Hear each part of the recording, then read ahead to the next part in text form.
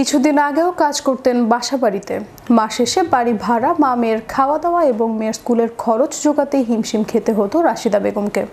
আর সেই রাশিদা এখন জমিসহ পাকা বাড়ির মালিক। প্রধানমন্ত্রীর আশ্রয়ণ প্রকল্প বদলে দিল তার জীবন।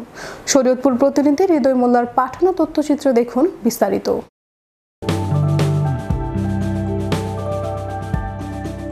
কিছুদিন আগেও কাজ করতেন বাসাবাড়ির, ছিল না কোনো স্থায়ীভাবে বসবাসের ঠাঁই, পেলেন আশ্রয়নের ঘর, আর তাতেই জীবন বদলে গেছে রাশিদার। শরীয়তপুর সদর উপজেলার শৌলপাড়া ইউনিয়নের ভূমিহীন এক কন্যা সন্তানের জননী রাশিদা বেগম কাজ করত অন্যের বাসাবাড়িতে। প্রতি মাসে 800 টাকা দিয়ে থাকতো ভাড়া বাড়িতে। তার সপ্তম শ্রেণী পড়ুয়া মেয়েকে ভর্তি করে দিয়েছিলেন ভাড়া বাসার পাশেরই একটি স্কুলে।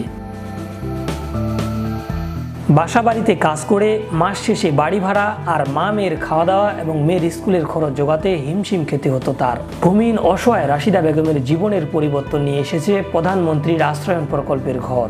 রাশিদা আশ্রয়নের ঘরের বারান্দায় একটি বেড়া দিয়ে দোকান দিয়েছেন এবং তার দোকানের বেচা কেনার মধ্য দিয়ে চলছে তার সংসার। এখন তার স্বপ্ন মেয়েকে ভালো শিক্ষায় শিক্ষিত করা। যখন শুনি প্রধানমন্ত্রী শেখ হাসিনা ভূমিহীনদের জমি সহ পাকা বাড়ি দিচ্ছে, সাথে সাথে ইউপি চেয়ারম্যানের সহযোগিতায় উপজেলা নির্বাহী কর্মকর্তার কাছে আবেদন করি। এরপর শৌলপাড়া ইউনিয়নের টিকাটুলির মোড়ে উচ্চগ্রামে আমার নামে জমি সহ পাকা ঘর বরাদ্দ হয়। ঢাকা বাসায় কাজ করছি, পরে চাকরিও করছি গার্মেন্টসে। চেয়ারম্যান আমাকে ঘর দেওয়ার জন্য সাহায্য করছে। যদি সরকার আরেকটু আমাদেরকে দেখতো তাহলে আমি আমার মেয়েকে নিয়ে ভালো থাকতাম।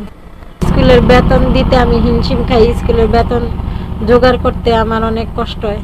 এ সময় রাশিদা বেগমের কন্যা সন্তানকে ভালোভাবে স্কুলে পড়ার বেতন ফ্রি করার আশ্বাস দেন ইউপি চেয়ারম্যান। বাড়িতে কাজ করে খাইতেন, তার অনেক দুঃখ কষ্টে তার দিন যাপন করতেন।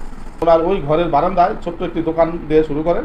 উনি ওই দোকান দিয়ে আজ উনি বেশ ভালো স্বাবলম্বী আছেন এবং উনি আমার কাছে আবদার করেছেন ওনার বাচ্চা কাচ্চা যাতে লেখাপড়া করতে পারে, ওনার বাচ্চা কাচ্চার জন্য স্কুলের ফিগুলো যদি মকুব করে দেওয়া হয়, ইনশাল্লাহ সেই ব্যবস্থা আমরা গ্রহণ করছি। রাশিদা বেগমের এই ব্যতিক্রমী আয়োজন দেখে তার দোকান আরো বড় করার জন্য সরকারি সমবায়ে ঋণ দেওয়ার আশ্বাস দেন সদর উপজেলা নির্বাহী কর্মকর্তা। আবার আমাদের কাছে আবেদন করলে আমাদের যাচাই বাছাই কমিটি তাকে আমরা সিলেক্ট করি এবং তাকে আমরা ঘরটি দিয়েছি। এবং তিনি একজন খুবই উদ্যোগী একজন নারী। মাননীয় প্রধানমন্ত্রীর ঘর পেয়ে তিনি একটি মুদি দোকান দিয়েছেন, তার মেয়েটিকে স্কুলে ভর্তি করে দিয়েছেন এবং তাকে আমরা সরকারিভাবে সহযোগিতা দেওয়ার চেষ্টা করছি আমাদের অন্যান্য যে দপ্তরগুলো রয়েছে সমবায় দপ্তরের মাধ্যমে আমরা, এবং তাকে আমরা ঋণ দিয়ে তার এই দোকানটা যাতে সে আরও বড় করতে পারে এবং সে যাতে আরও স্বাবলম্বী হতে পারে এবং তাকে দেখে যাতে আশ্রয়নের প্রত্যেকটি মানুষ স্বাবলম্বী হতে পারে এবং সবাই যেন উদ্যোগ গ্রহণ করতে পারে, সেজন্য সবার পাশে আমরা থাকব। এবং রাশিদা বিশেষভাবে যেহেতু নিজের জন্য চেষ্টা করছে, আমরাও তাকে সাহায্য করব। পরের বাড়িতে কাজ করে অনেক কষ্টে মেয়েকে বড় করে তোলেন রাশিদা বেগম। তবে সরকারি আশ্রয়ণ প্রকল্পে নিজের একটি ঘর পেয়ে এখন শান্তিতে রাতে ঘুমাতে পারছেন তিনি।